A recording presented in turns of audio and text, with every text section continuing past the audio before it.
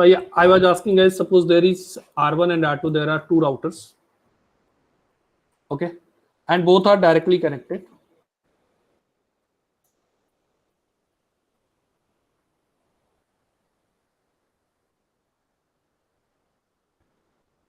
Already designed a topology, but somehow I lost it. Also.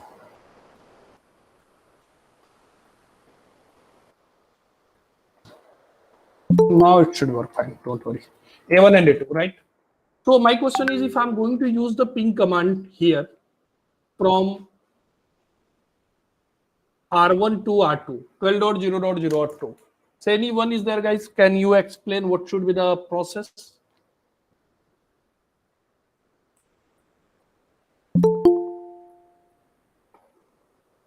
What will be the first system?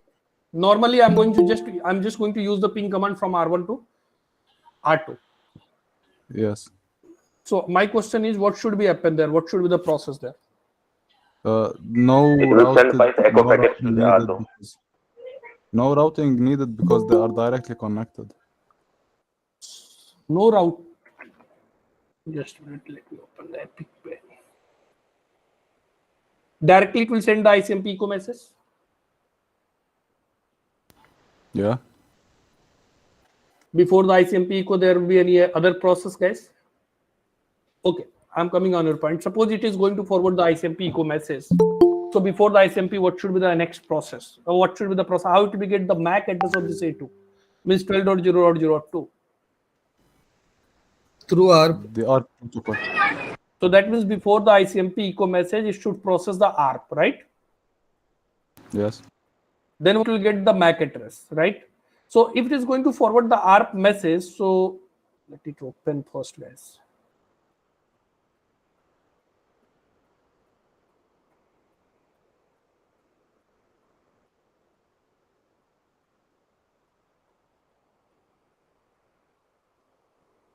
R1 is going to forward the ARP message. So in ARP request, I'm not going to discuss about the ARP request, what it will be carry means ARP request will be there.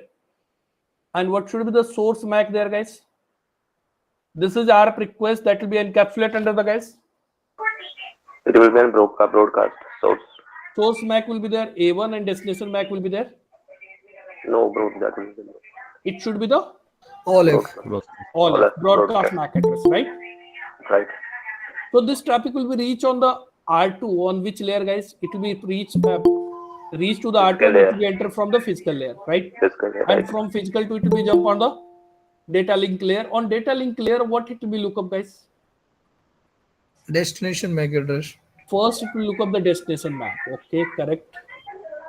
Destination MAC is OLF. OLF. That means it's a broadcast MAC address. Are you okay, guys?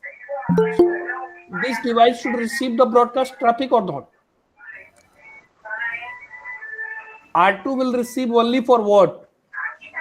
It will receive the traffic for their own MAC address, A2 and the broadcast MAC address. Are you getting the point? If it is getting a traffic for the broadcast MAC address, then it should receive, or if it is getting the traffic for their own MAC address, then it should be received. So it will be received on the layer 2. And then under the layer 2 header, one more field is there. What is that field, guys? Type. With the help of the type, it will be identified under this layer 2 header. What are the traffic? The traffic is there. ARP. What is the traffic? ARP. Are you getting the point? I guess the value will be the 8887 or 8887. Yes, I guess. I have to check. I have to capture. Then I will show you guys. So using this type value, it will be identified. This traffic is belong from the. This traffic is the ARP. So my point is that on the layer 2 header, every device should be received the traffic for their own MAC address and broadcast MAC address. Then it will be reply, and then finally R1 will get the MAC address and it will maintain the entry for 12.0.0.2. And then what will be happen, guys? Then after that, it will be forward the traffic ICMP. And what should be the source MAC, source IP 12.1 and destination IP 12.2, and source MAC is A1 and destination MAC is there A2. Now in this time, the type value will change. What the type value will carry, guys? it will inform under this layer 2 header. Now this time there is no ARP. What is the value?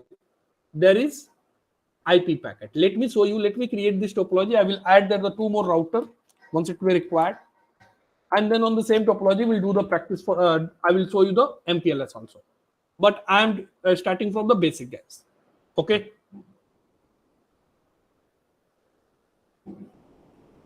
I was already created the topology, but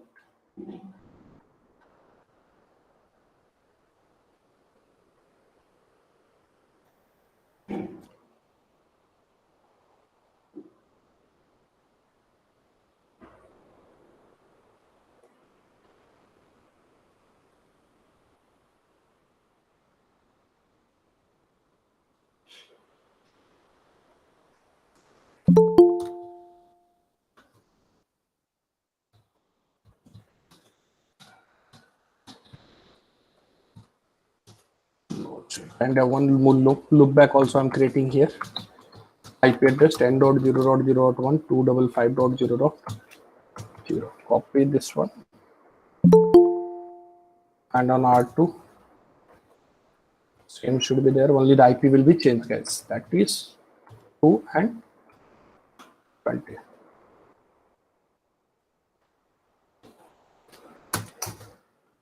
Still it is starting. Let me start the capture here now.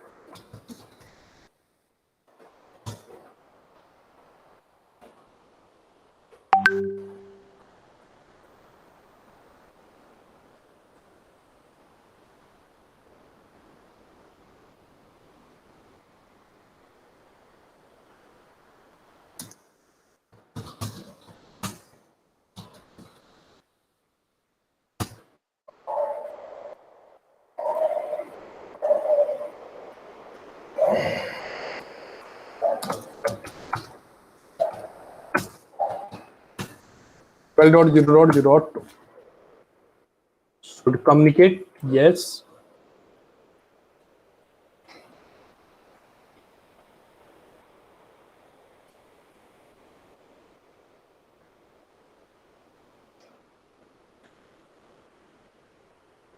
Yeah. First, what the R1 is doing, guys, it is forwarding the ARP request. In the ARP request, you can see here, this is the layer 2 header. Into the layer 2 header, what is the type value, guys?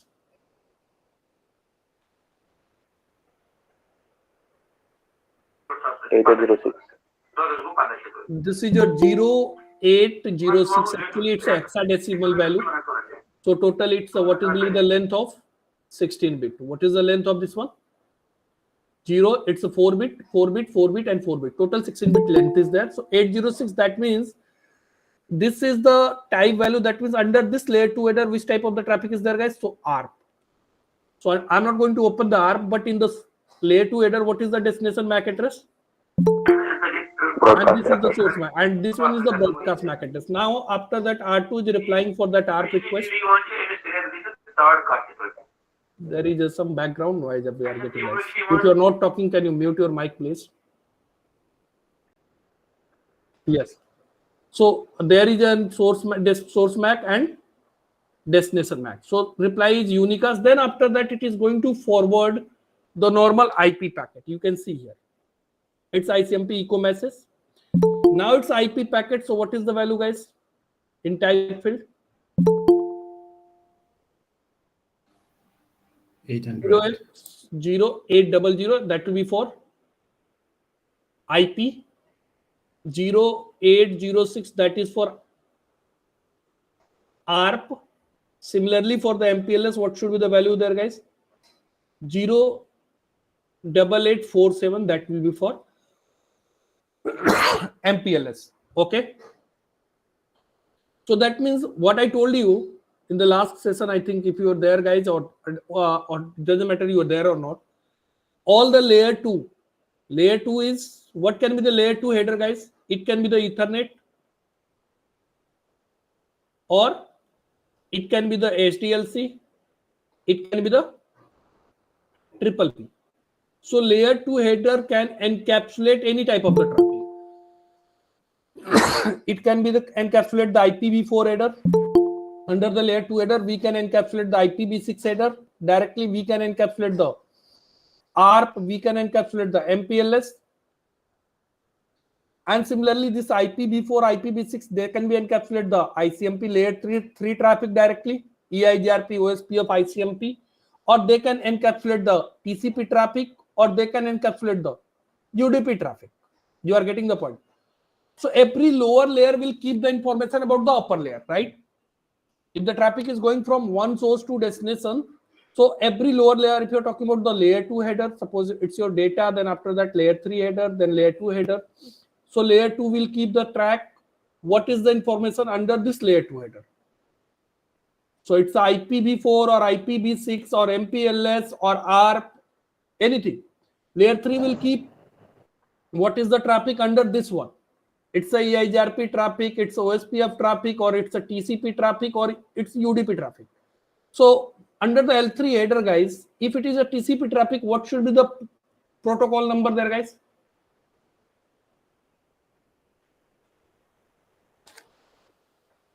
Suppose it's a telnet traffic. Telnet is TCP traffic, right? So under the L3, what should be the value under the protocol? You're getting my question? 23. 23 is the port number, guys. That Yeah, will be 6, comes 6. under the TCP header. Here the protocol for the TCP to be the 6. For UDP it will be the. That is great. And if you're talking about the UDP, it should be the 17. Okay. If you're talking about EIGRP, what should be the protocol number for EIGRP? I think you guys, you have already learned about EIGRP is the layer 3 protocol. 88. 88 is the protocol number, right? If you're talking about OSPF, so OSPF is the 89. 89. So these are the layer 3.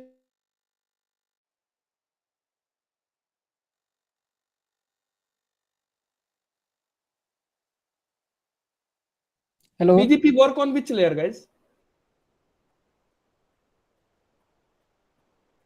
Application layer. Layer 3. Application, layer 7, application layer protocol it is. Yes. It is a TCP based, no? Most of the people are confused. Here in the protocol, it will be used the 179. No, guys, here it will be used the 6.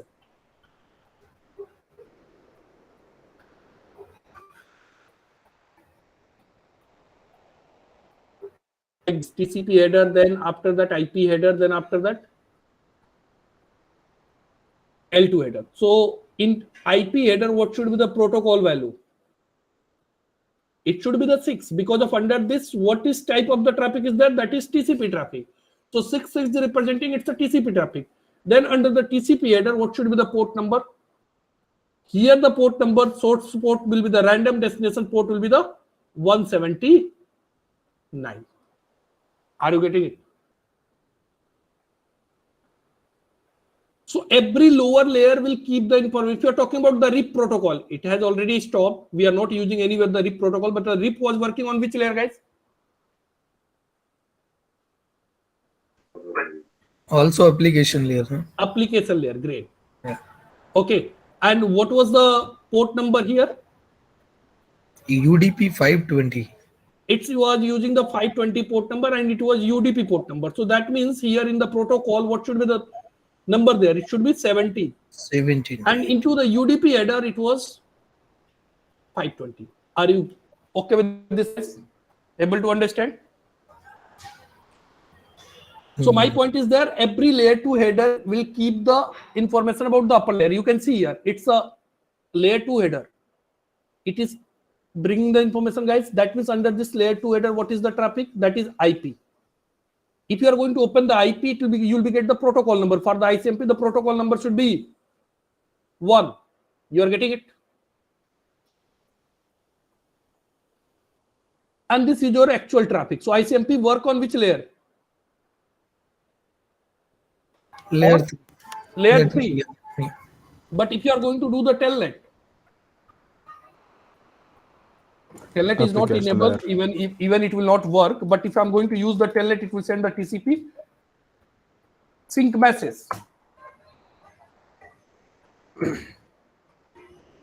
TCP sync message. Let me open it. I can show you.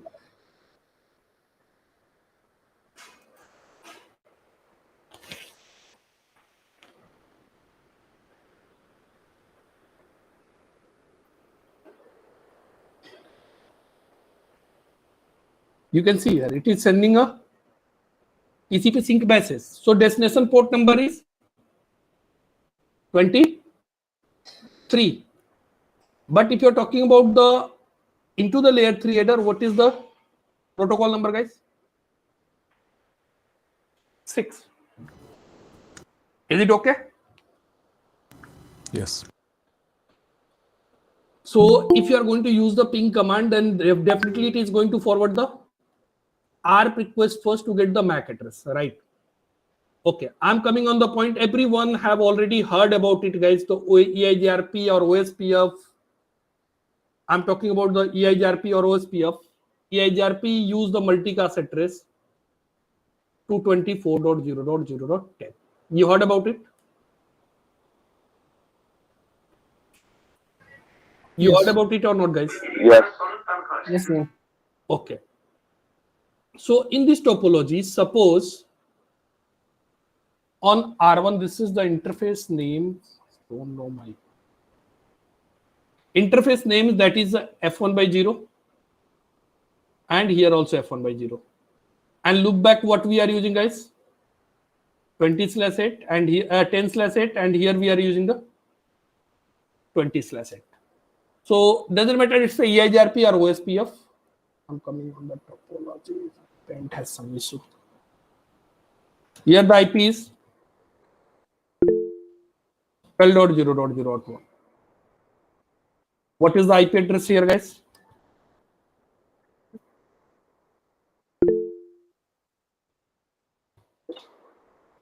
Yeah, go ahead.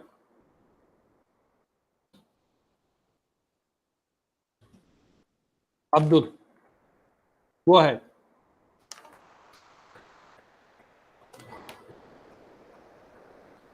Okay, then here in R1, suppose I'm using this command, PIGRP, AS number is 10, and network statement I'm using, guys, 12.0.0.1 and 0.0.0.0. Shall I use this command on R1?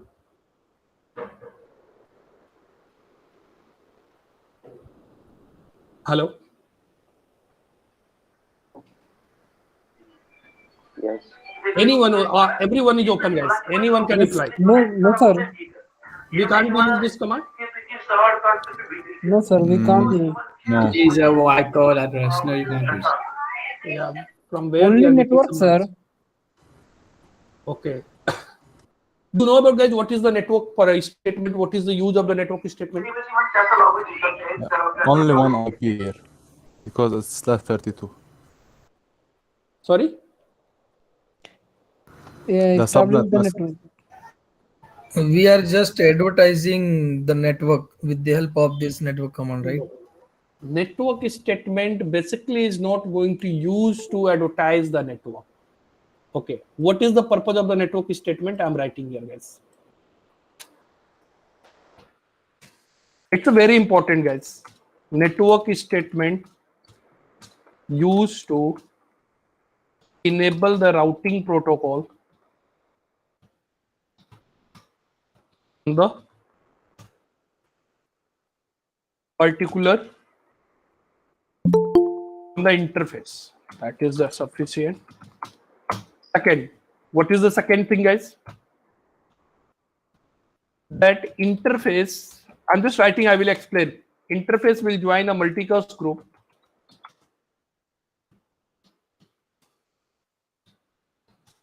If you are using this network statement under the EIGRP to be joined for EIGRP to be joined, guys? 224.0.0.10. If you are using the OSPF, then it will join 224.0.0.5. If DR and BDR election is there, then it will be join. One more 224.0.0.6. 6. Third point, DND will be activated. Before that, network which one is attached, which is attached on that interface will be added into the topology table,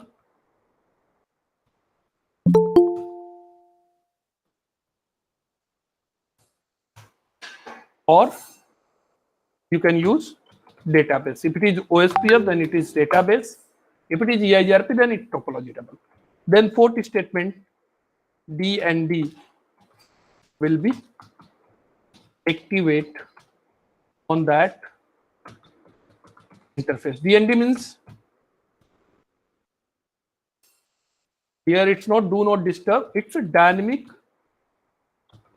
neighbor discovery. These are the four purposes for the network statement, guys. So here what I'm using, if you know about the ACL, guys, this is my matching IP and this is my matching bit. How many bit we are matching? Complete 32 bit. So on which interface this IP is matching, guys? F1/0. F1/0. So on F1/0, EIGRP protocol will be enabled. Doesn't matter here you are using /8 or /24 or /32. How many bit I'm going to match? I'm just going to match the complete 32 bit. So complete 32 bit is matching on which interface? F1/0. So EIGRP will be enabled only on which interface? F1/0. You are getting the point. Suppose one more here, if you don't know the ACL, then you can able to understand. Here I am using the /24.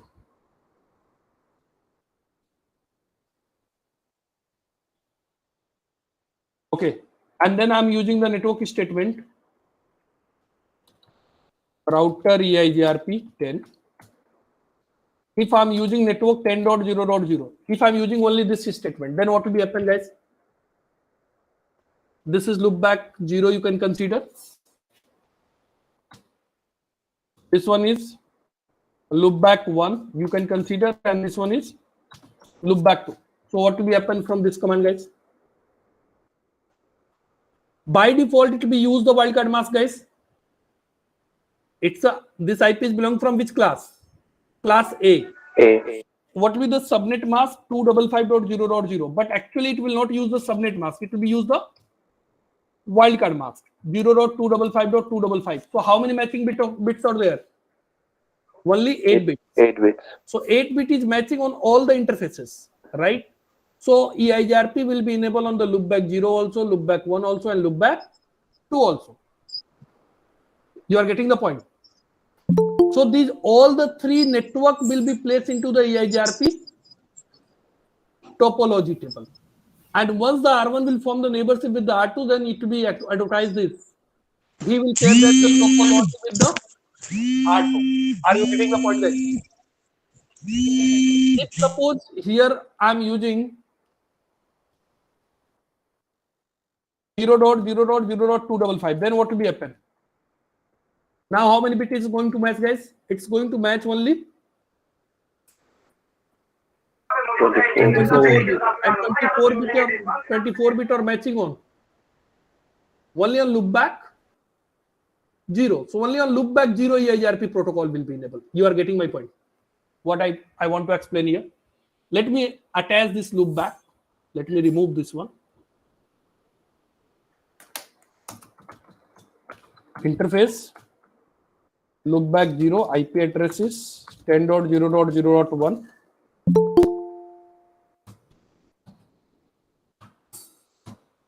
Loopback 1.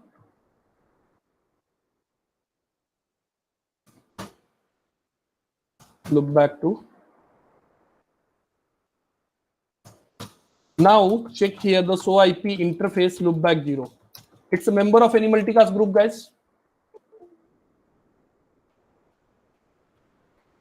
It is a member of only. He can listen the traffic for this one and this broadcast address, right? Hello?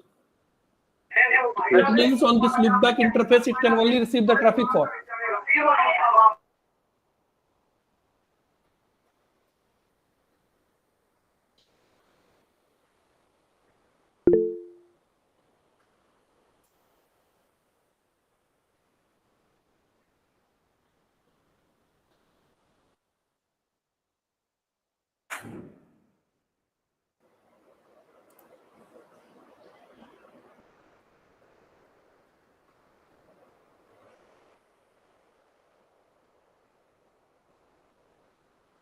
So R1, it's not a member of any multicast group, right? It can listen the traffic only for the broadcast and now,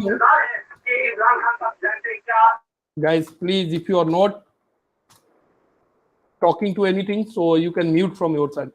So IP EIGRP topology table, you can see here. In EIGRP topology table, anything is there.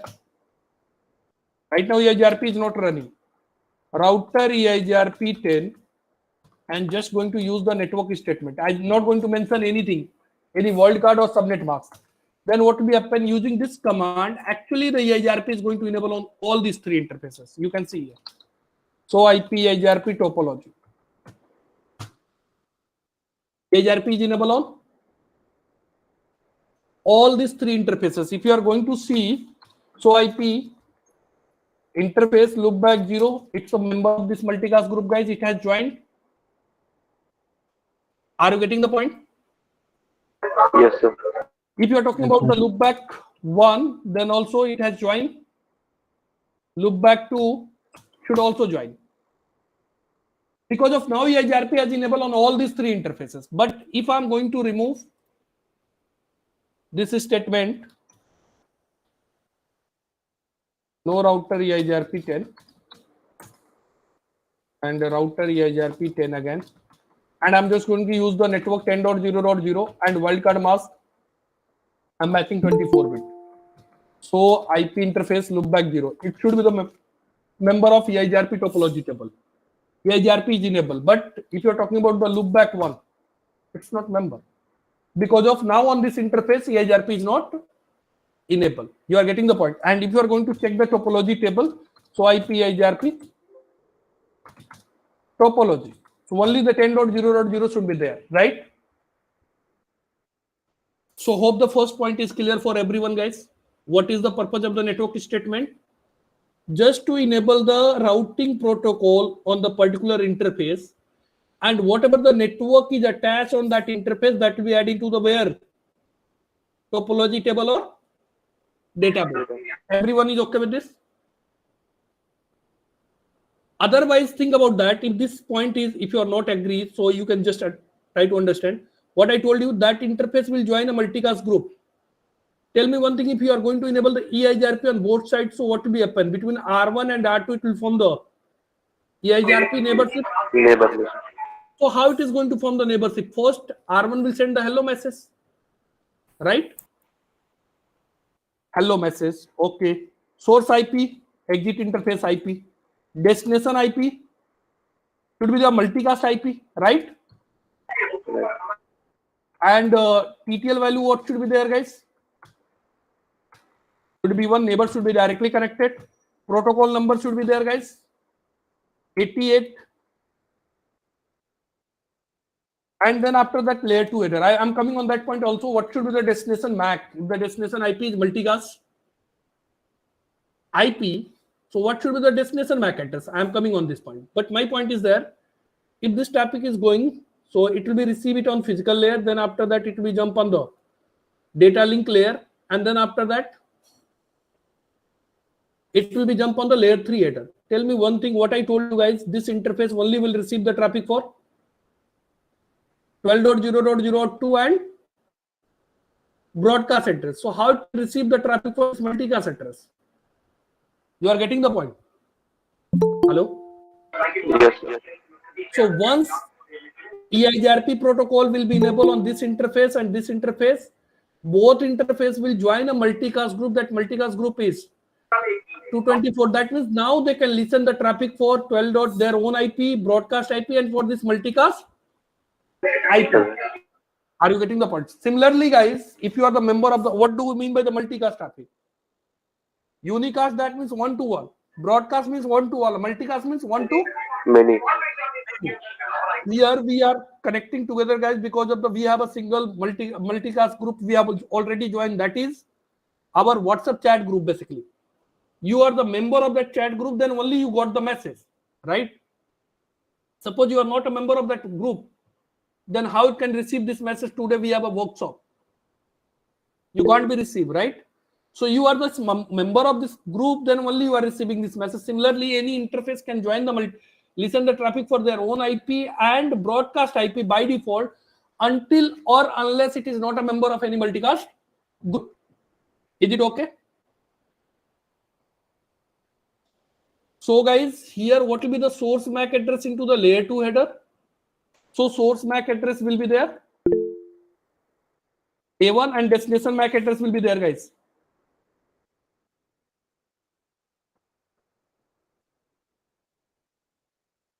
What will be the destination MAC address? Multicast address. Multicast MAC address. I'm not writing the MAC address. And how this multicast MAC address will be get, guys? This multicast MAC address will be calculated from this multicast IP.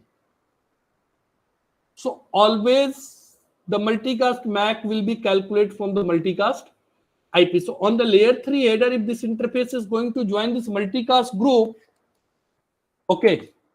So on layer 3 header, it is joining the multicast.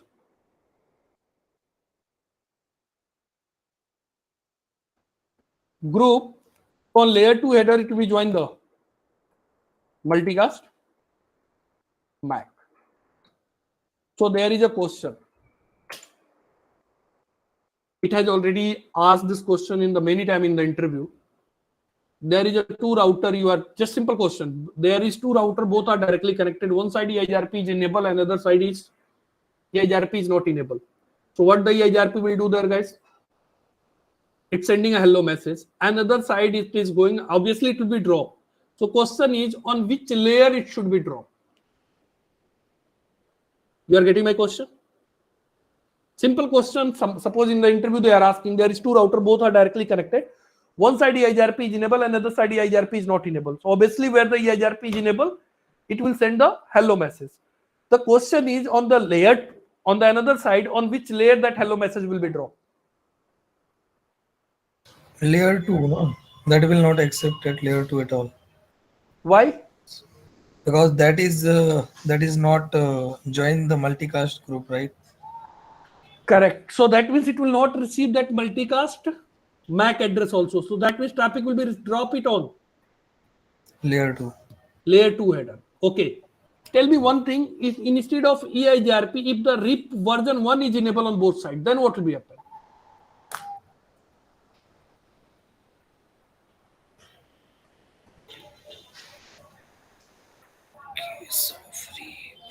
RIP version 1 was using the broadcast MAC, a broadcast IP.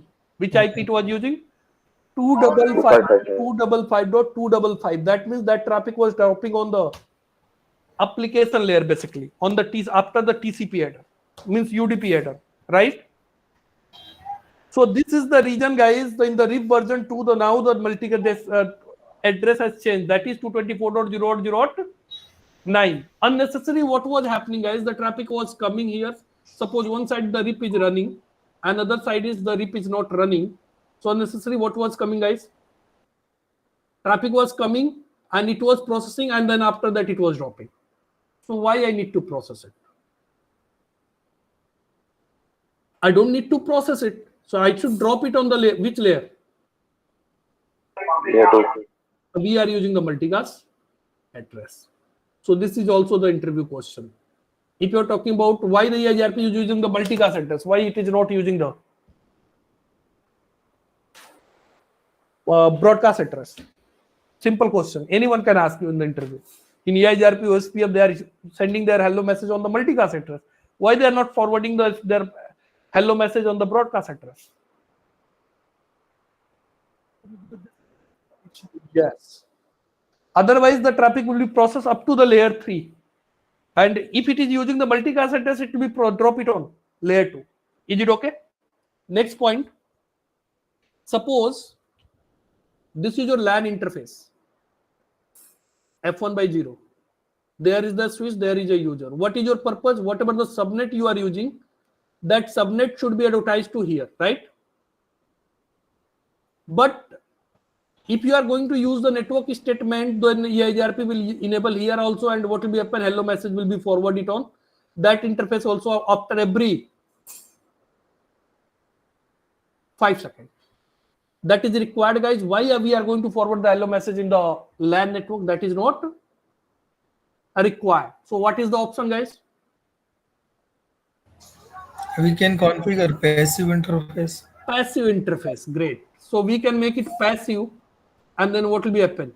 We can disable the disable the DND on that particular, not EIGRP. We are not disabling the EIGRP. We are disabling the DND.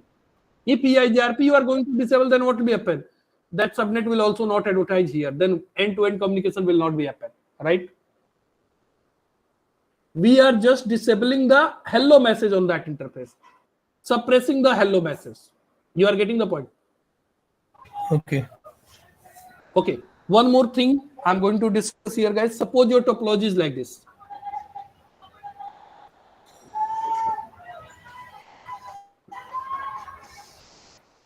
(12.1, 12.2, 12.3, and 12.4). You are running the EIGRP only on R1 and R2. You are not running the EIGRP on. What will happen? It will forward the hello message. That hello message will be reached here also, here also, and here also. Even here we are not running the EIGRP, but still the traffic is going up to this point. They will drop it on the layer 2 header. That is fine, but layer 2. But still the traffic is going towards the R3 and R4. So what is our purpose there? If the R2 is sending the hello message to R1, or R1 is sending the hello message to R2, what should be happen? That should not be reached to the R3 and. So what is the option, guys? We can convert the hello message into the multicast to unicast. What we can do, guys? We can convert the multicast hello message into the unicast using the neighbor command. So if someone is asking what is the purpose of the neighbor statement, and you are giving the answer there, neighbor statement we are using to form the static neighborship, that is wrong. Neighbor command is basically we are using to convert the multicast hello message to unicast. You are getting the point. So what I prepared the topic, guys, you can see what we are going to learn. I am coming on the MPLS point also, guys. I was just giving you the overview.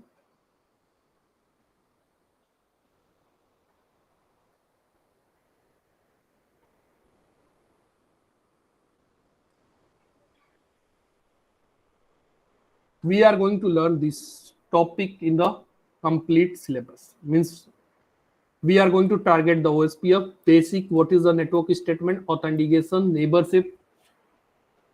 Okay, OSPF intra-area concept,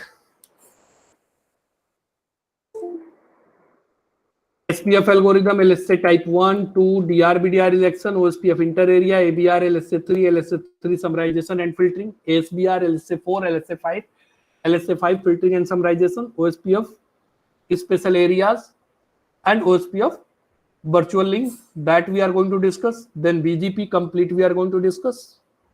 And then after that, this MPLS point we are going to discuss in our complete syllabus. Here basically our workshop is on this point, so I'm coming on this point. Everyone is okay with this? The first point what I explained, guys, that is okay? Yes, sir. So what will happen? The first EIGRP will form the neighborship, and then after that it will extend the topology table between the R1 and R2. So this is called control plane traffic. This is called. So first the control plane traffic will exchange, then after that your user traffic will extend there. That user traffic is going to, because of until or unless route is not going to exchange between R1 and R2, what will be happen, guys? Users will not able to communicate. So user traffic is called the data plane traffic. User traffic is called data plane traffic, and route protocol traffic is called the control plane traffic. Are you getting the point? What is the difference between the control plane and data plane? Everyone is getting this point, guys? Yes. So first the control plane traffic will extend, then after that only the data plane traffic will be exchanged. So here now we have a 2 router. Let me connect 2 more router. Then I'm coming on the MPLS part.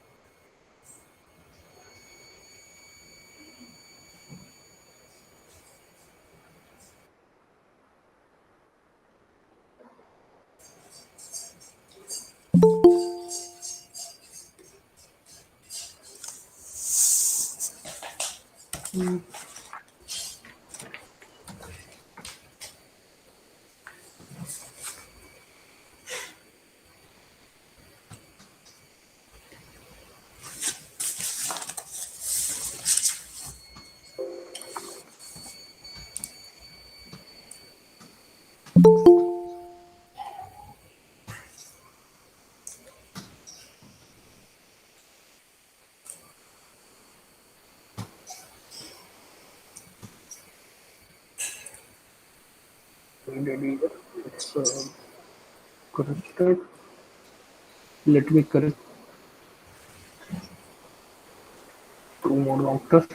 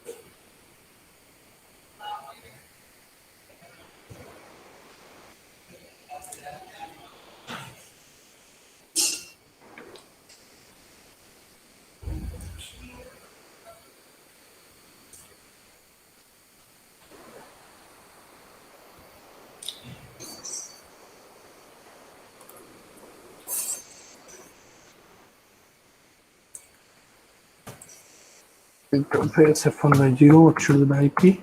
23.0.0.3.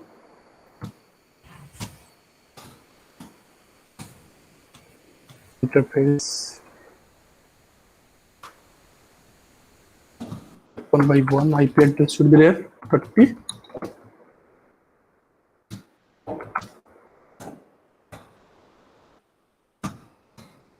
IP address 30.0.0.1, 275.0.0.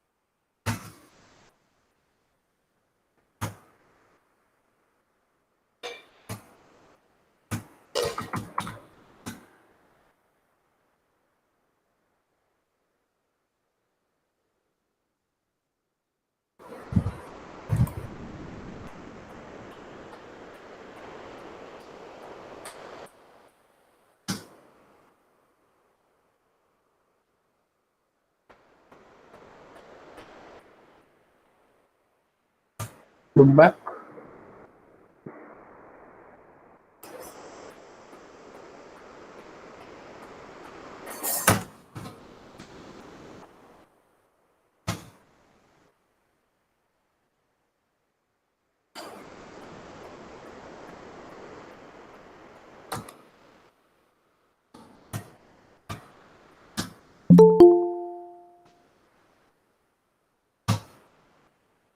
So first I need to check the point to point activity. Should get the reply from R1 and R3 both. Correct. And on R3 also ping. Should get the reply from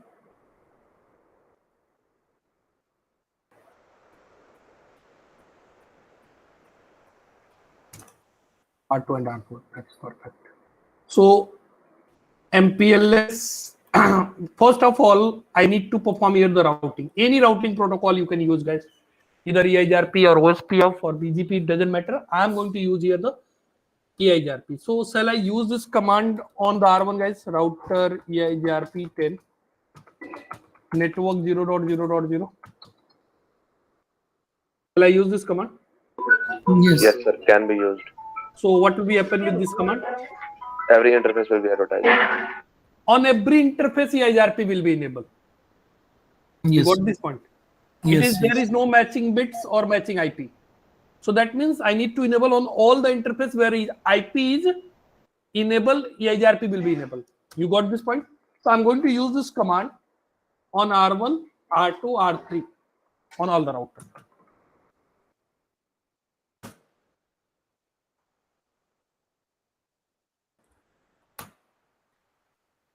Then on R2, then on R3, and on R4. You'll be get the reachabilities, right? Now I'm here, the loopback is 10.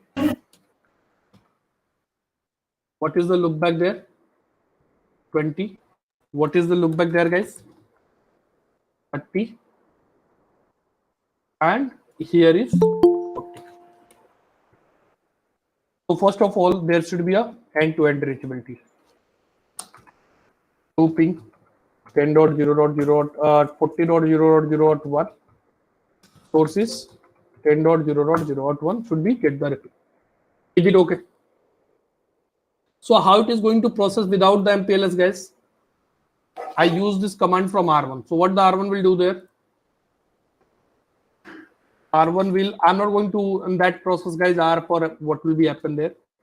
R1 will forward the IP, ICMP echo request message, source IP will be 10.0.0.1, destination IP 40.0.0.1, protocol will be there, guys. What should be the protocol? 1. 1. And what should be the TTL value? 255. Into the layer 2 header, what should be the source MAC? It's a R1 F1 by 0 MAC address, right?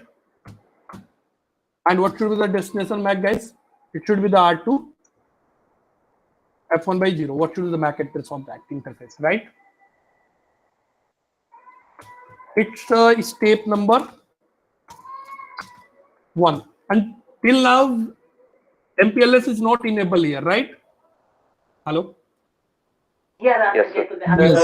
And here, what should be the type value? Type value will be there 0x0800 For IPv4. for IPv4. So once this traffic will be reached on the R2, guys, so R2 is maintaining also the safe table. Which type of the table it's maintaining? Safe. There is 3 type of the switching technique: packet switching, process switching, and safe technique. So that will discuss brief in the MPLS session. But just try to understand, there is a safe table. In the safe table, what is the entry, guys? To reach this network, what is the next hop IP? So next hop IP is 12.0.0.2. That will be get this entry on R1. And if you are talking about the R2, so what will be get the entry? What is the next hop IP? How you can check the safe table, guys?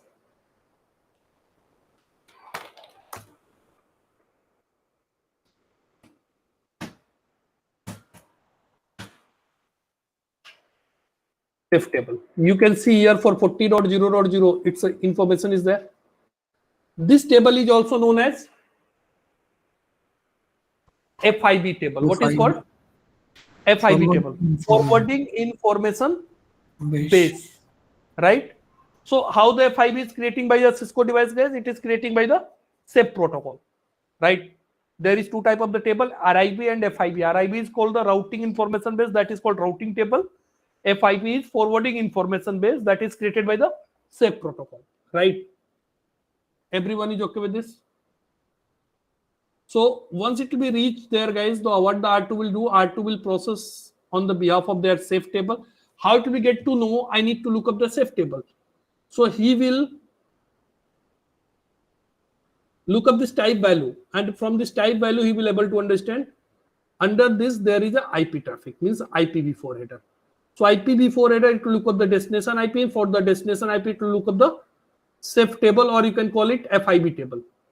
In FIB table, what is getting the entry, guys? The next hop is 23.0.0.3 and exit interface is F1 by 1. You can see here. Next hop is and F1 by 1. And if you are going to check the ARP table, guys, so ARP, so for 23.0.0.3, the ARP entry is also there. You are getting the point. So what will happen? Again, in step 2, what the R2 will do there, guys?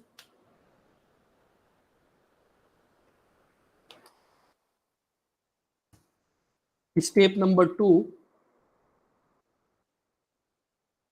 Into the L3 header only, what will be happen? TTL value will decrease by 1, and it should be the R2 F1 by 1, and it should be the R3 F1 by 0. What the R3 will do there, guys? Same thing, the TTL will decrement and layer 2 header will be modified. TTL value will decrease by 1, and it's a R2. Instead of R2, it should be the R3, and it's a R4, and finally the traffic will be reached to the destination. Here it's step 1, R1 to R2, step 2, R2 to R3, and step 3, R3 to R4. Is it okay? So this is the process without MPLS, right? Hello? Yes. Yes, sir. So here, if you are going to enable the MPLS, what is the MPLS? MPLS is multi-protocol label switching. That means it will process the traffic on the basis of label. It will process the traffic on the basis of label. Just try to understand. I'm not going to write the point-to-point IP. Just 10.0.0.0/8, 20.0.0/8, 40.30.0.0.0/8, and 40.0.0/8. So router, if the MPLS you are going to enable, what the router will do there, guys? Router will assign the label to all the subnet which does exist in their routing table. If I'm talking about the R1, so on R1 what will be happen? So IP route. In the routing table, these all the subnets are there, guys. So if I'm going to enable the MPLS on R1, what it will do? It will enable the label on. It will assign a label to each subnet. That label which one is going to assign by this router, this is called there the local label. What is called? Local label. Are you getting the point, guys? Hello? Yes. Yes, sir. Yes, sir. So if there is a subnet, so what the R1 will do there, guys, if I'm going to enable? So for each subnet, it will assign the label. Suppose 21, 22, it will assign the label for each subnet.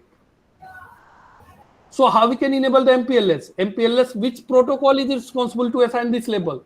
So there is a protocol, LDP. So how we can enable the LDP? So on the any interface, first I'm going to define the range, that will be easy. MPLS LDP label range is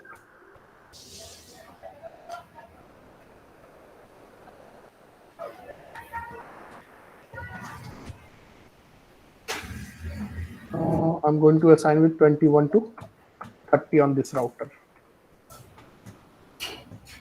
Then on the interface F1 by 0, there is a single command to enable the LDP protocol MPLS IP. That's it.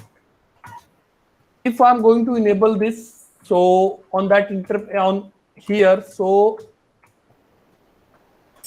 MPLS, so LDP binding if you're going to use.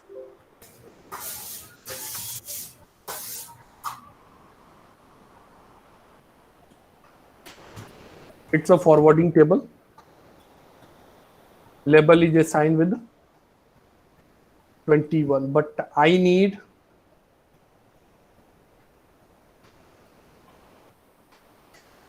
this is the forwarding table. How it is going to build, guys? So LDP neighbors, I think. no.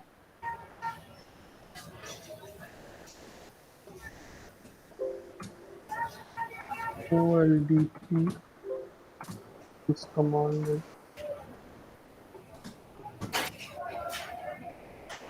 is this is basically called LIB table. What is called? LIB. LIB table, label information Base. base. Okay, so let me copy this one. So I'm just point, guys, just find out the 10. Focusing on the only major network 10, 20, 30 and 40. 10.0.0 that is directly connected. So which one is directly connected? What he will assign the local label?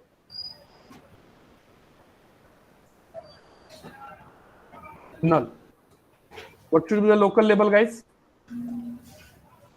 Implicit. No, but if I'm going to explain like this, you'll be get confused. Just try to understand. Null. Null, instead of null, I'm using any label. Okay, let me use the null. And what is using here, guys? For 20 and 30. 20 is for 21. For 30, it's a 23 and 25. 21, 23 and 35. 21, 23 and the next one is 25.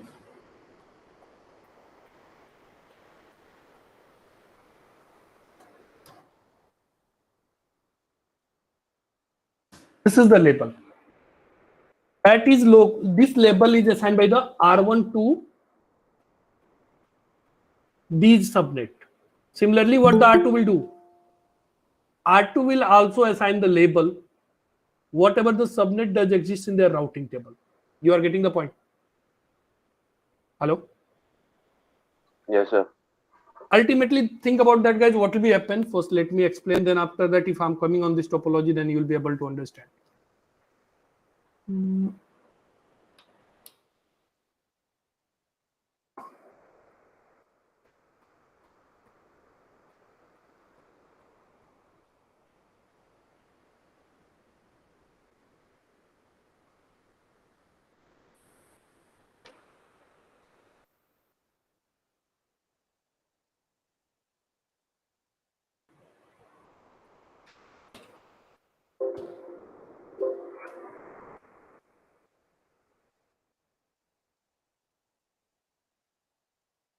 So this is their local label.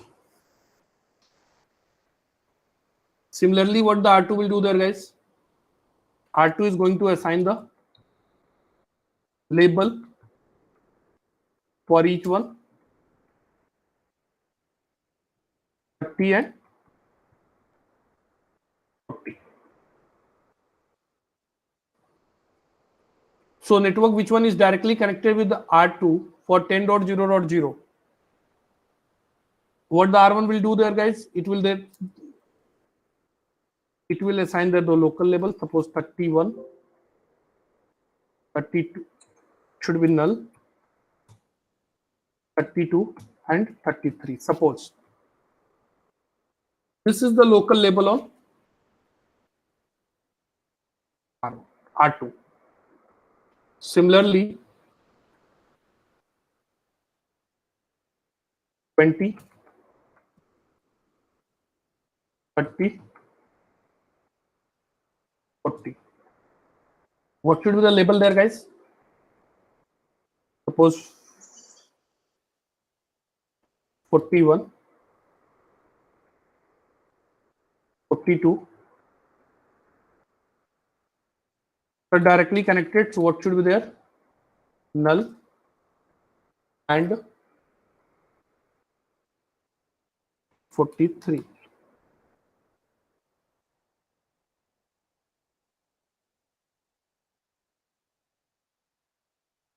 This is the local label.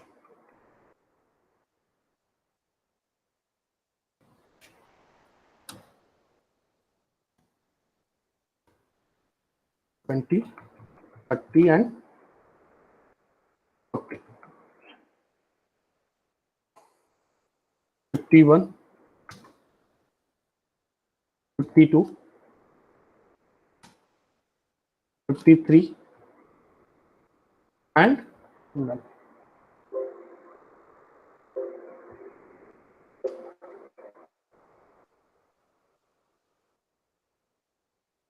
This is the local label.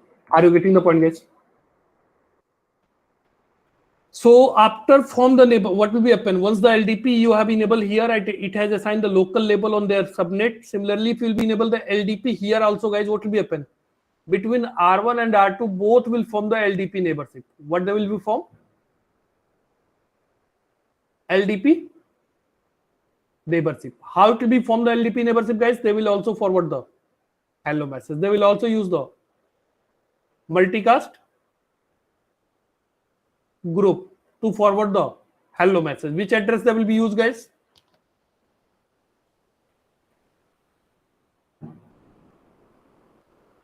Two. On this multicast address, they will be forward the hello message and they will form the neighborship and they will be exchange the label together. You are getting the point. Similarly, once you will be enable the LDP between R2 and R3, so what the R2 will do there? R2 will extend their label with their local label. It will be extended with the R3 and R3 will also extend their local label to the with R2. You are getting the point, guys? So neighbor, which one is coming from my neighbor router? That is called remote label. What is called?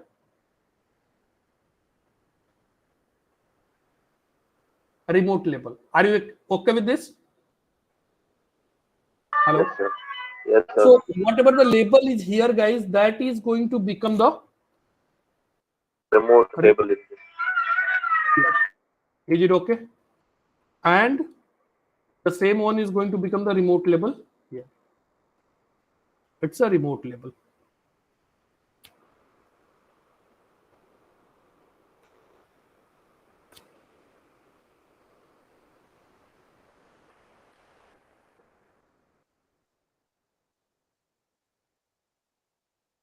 And similarly, this one is going to become the remote label for this one.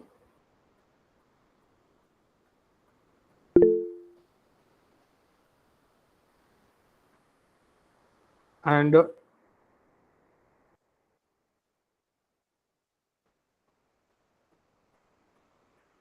Yes. yes, yes. So label range should be different in each router, right? Or Sorry? Label range should be Label different in range each will router. not be different for each router. It will be the same. That will not be an issue. Here I'm keeping it different because of might be you guys can confused. But on real production network, label range will be the same on each router. So might be whatever the label R1 is using for 20/30/8, the same label number might be the R2 is also using for the same. You are getting the point? Yes, Hello? thank you. Yeah. Similarly, this one is also going to become the remote label.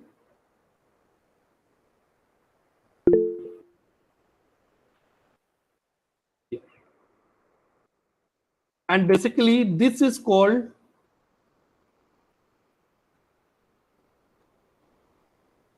LIB. This is called LIB. So this is the LIB of R3. This is R4. This is R2. I think R2, one more entry is missing, guys. This is R1. Which one is missing? This one.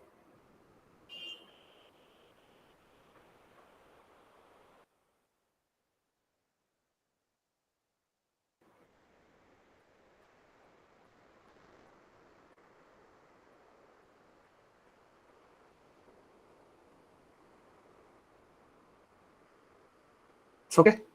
So this is the LIB table of R1, R2, R3, R4. So I use the different label, guys. Might be it can be the same.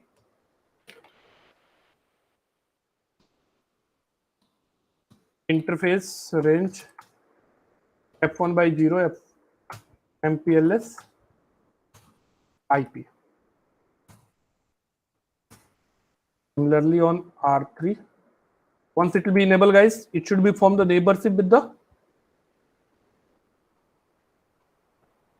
R1. On R1 we have already enabled, right?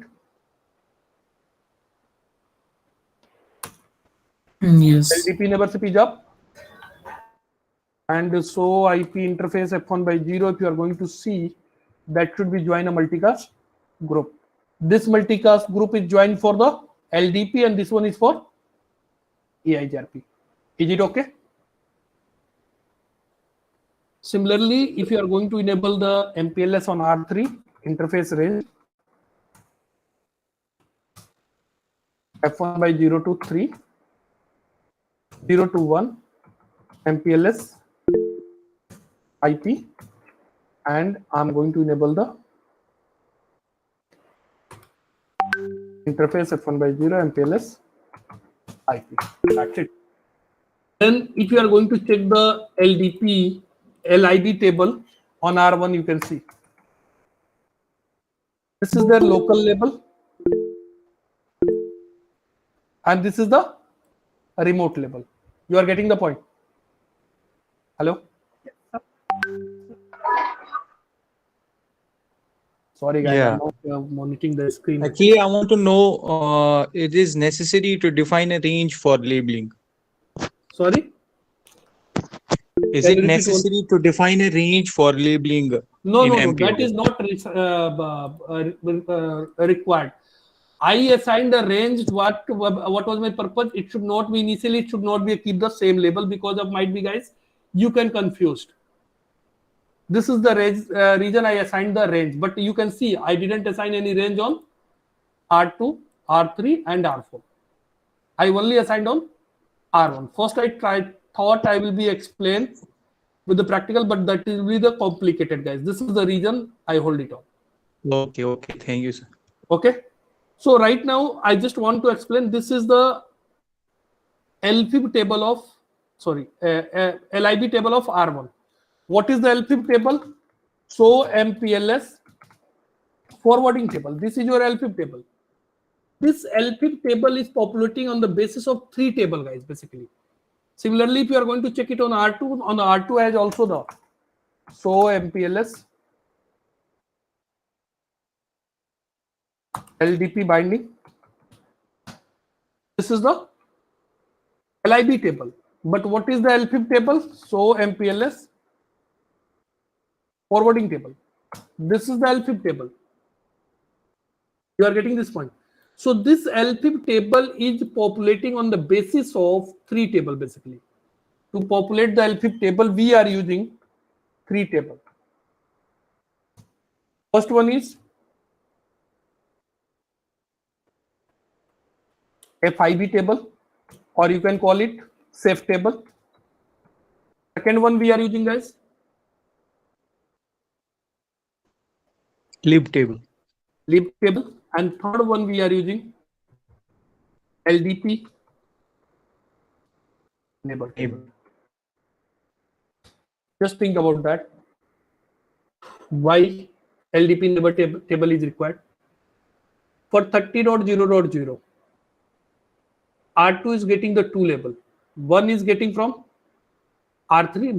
Basically, it is a null, but it is getting the 2 label, 23 and null. So R2 should should choose the which label for the outgoing traffic.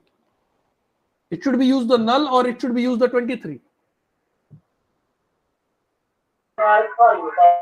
So it will look up the FIB table. In the FIB table, it will find the next hop IP. Next hop IP is 23.0.0.3. This IP is belonging from which LSR? It is belonging from this LSR or this LSR. So once the R2 will form the neighborship, guys, you can see there R1 has already advertised I have a 2 directly connected IP. R3 has also advertised I have a 3 directly connected IP. You can see. So LDP neighbor.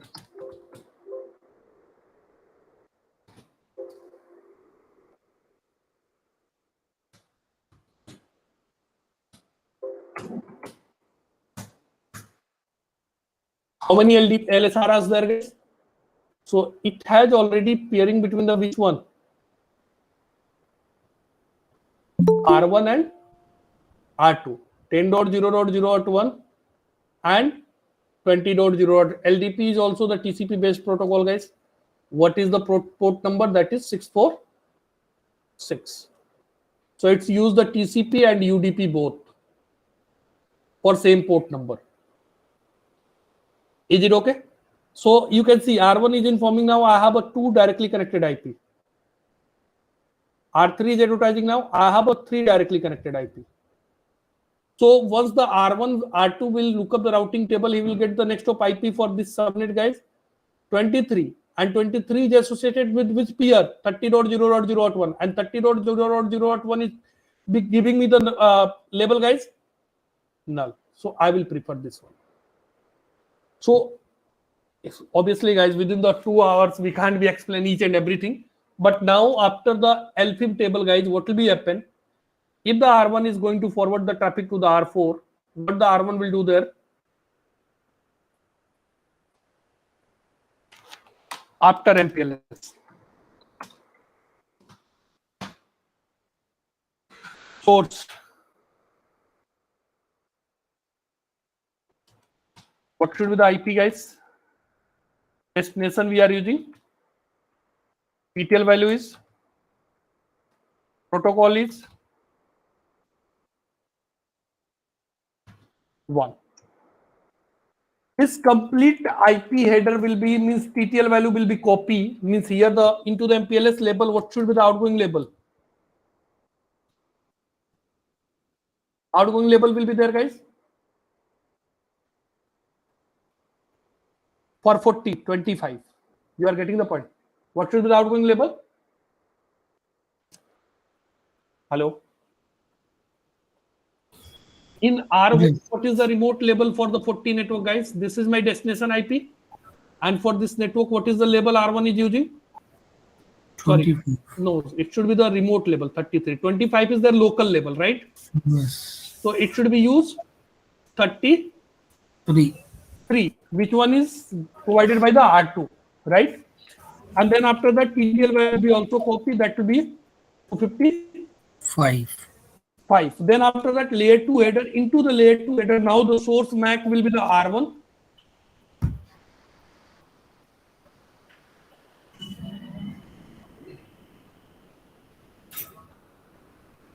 and the type value will be changed, guys. What should be the type value? Type value. Put and copy.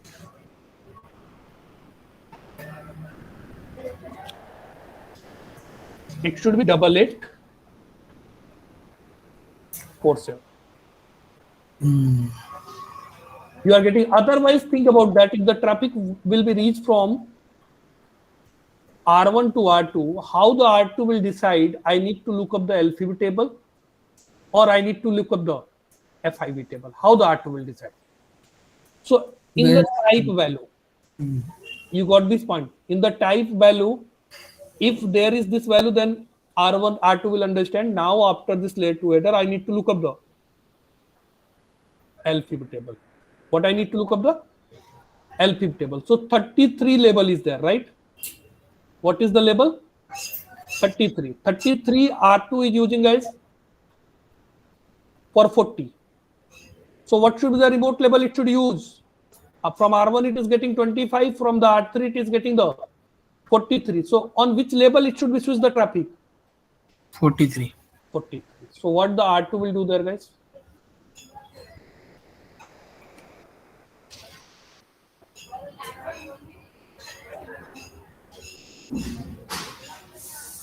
Copy.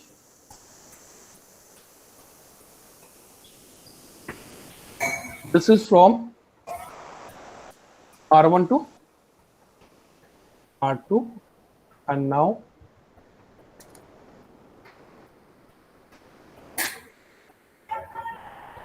R2, it should be label 43 and TTL value will be decreased by 1. It should be R2 and it should be R3.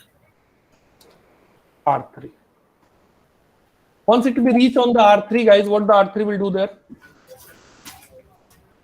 On 43, it will receive and it will look up the LFIB table. 43 it is using for the 40. For the 40 also it has 2 label. So it will prefer the null one on the basis of LFIB, right? Null means you need to pop the label. You need to pop the label. That means you need to delete the label. So before the 1 hop count, the label will be removed. You are getting the point, guys. So what will happen? The R3 will forward again the normal traffic, so that you can just assume the R4 is a customer. Customer should not be get the label traffic. Customer. So what the P router will do there, guys? P router will remove the label before 1 hop count. So customer will get the normal traffic.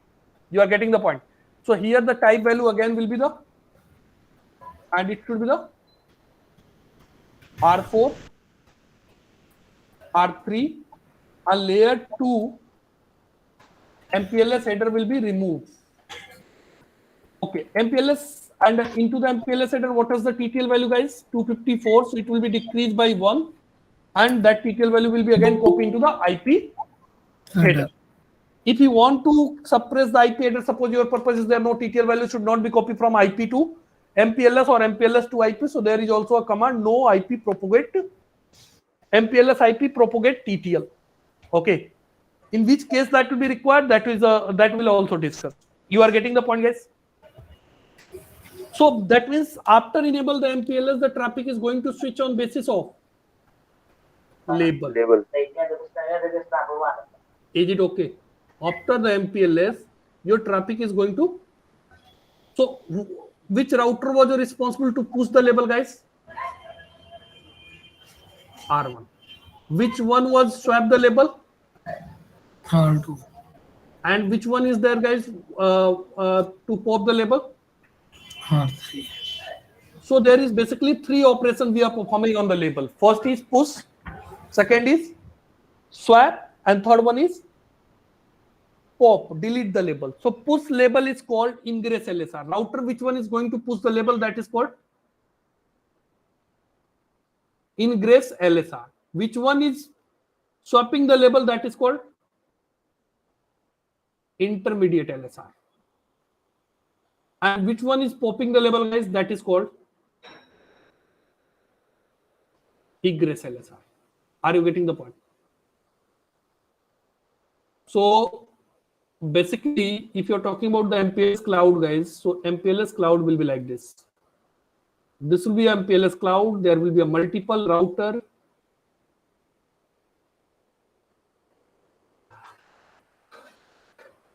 And these are the customers.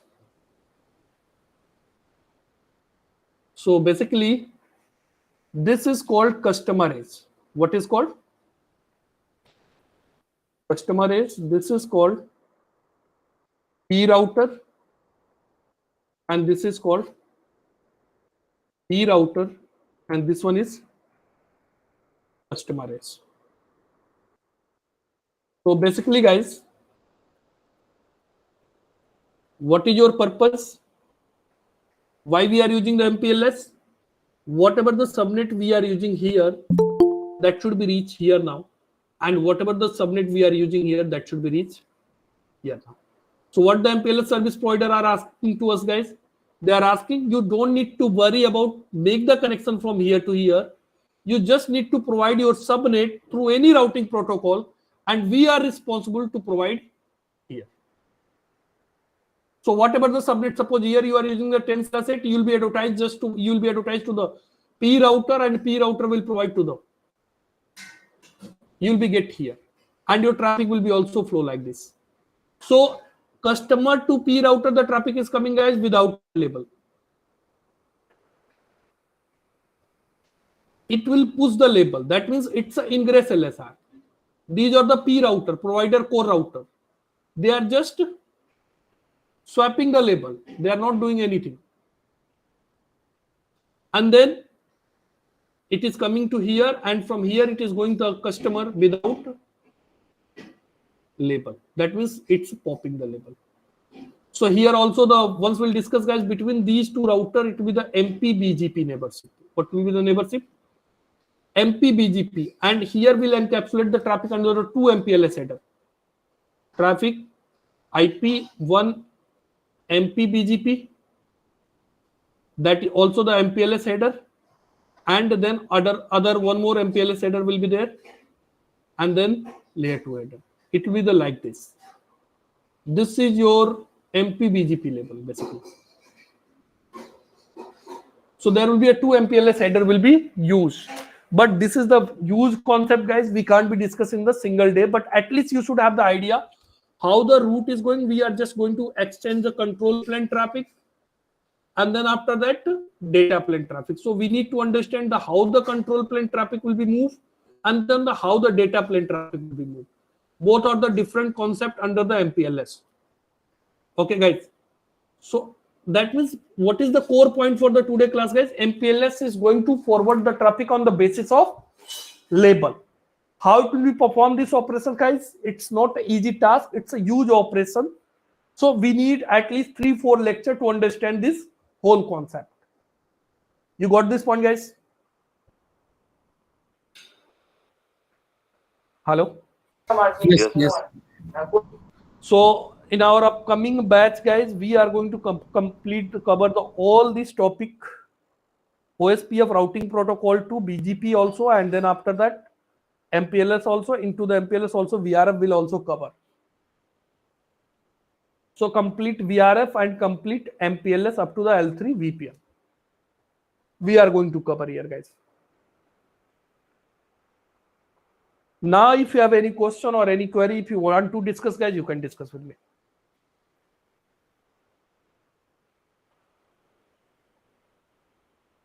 Hello? Yeah, anyone is there, guys, who want to discuss anything?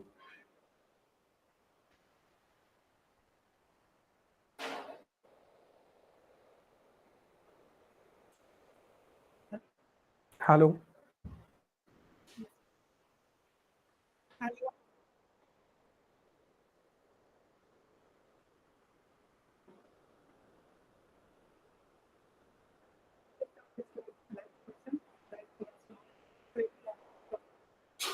Might be we can start from the next week.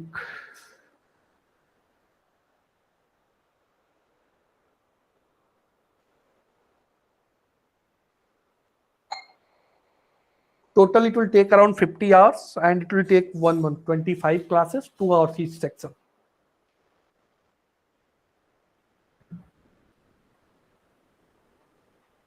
How much the fees, sir, for this course? Fee, I think, Praful, we can discuss and we can drop the message. So it should be a nominal fees, guys. It should not be more than, means like a nominal.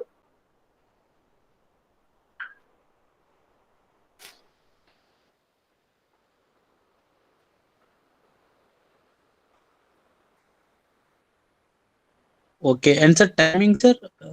Timing Every class, evening the at timing the same, 8 to 10 p.m. 8 to 10. Okay. Okay, sir. Okay, guys. Anything else, guys? Anyone else? Sir, what are the concepts that are going to be covered? Sorry? Topics, What sir. were the concepts that are going to be Topic that covered? will be forwarded in the group, guys. These are the topic is going to cover that will be forwarded in the chat. Chat group or any. These are complete topic we are going to cover.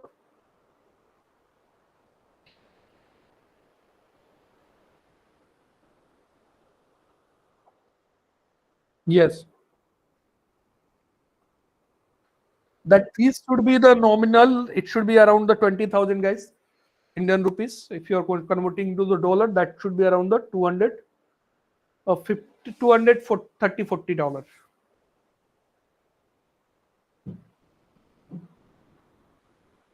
Okay, and it will be for 1 month course, 25 hours, and you'll be get the recorded session for each lecture.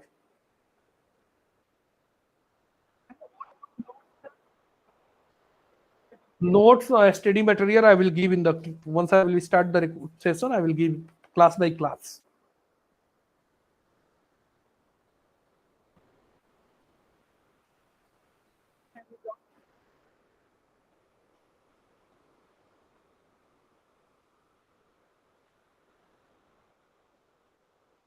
Okay.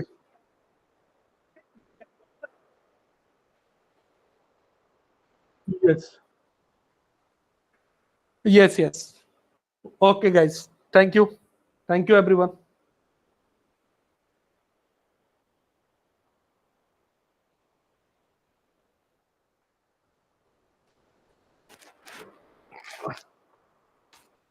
How you can decide they are investing at their time or they are spending their time. Okay, bye bye. Thank you, Praful. Thanks, Punik.